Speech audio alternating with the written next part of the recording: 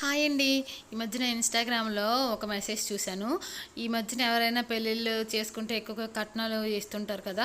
కట్నాలు, బంగారం ఇచ్చే కంటే అమ్మాయికి ఒక ఇల్లు ఇవ్వండి.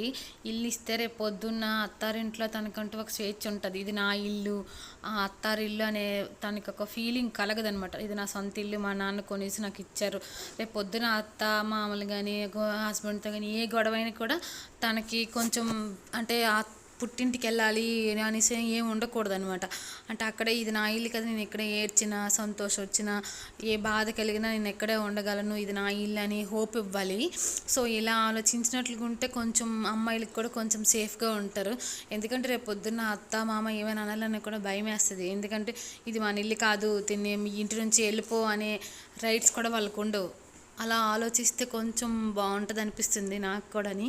నాకంటే ఎలాగో పెళ్ళి అయిపోయిందిలేండి. ఇప్పుడు మా నాన్న అడిగినా నన్ను ఎవరు అనుకోండి.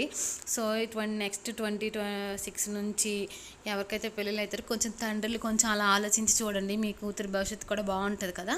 సో మీకు ఈ వీడియో నచ్చినట్టుగా ఉంటే లైక్ చేయండి, కామెంట్ చేయండి, షేర్ చేయండి.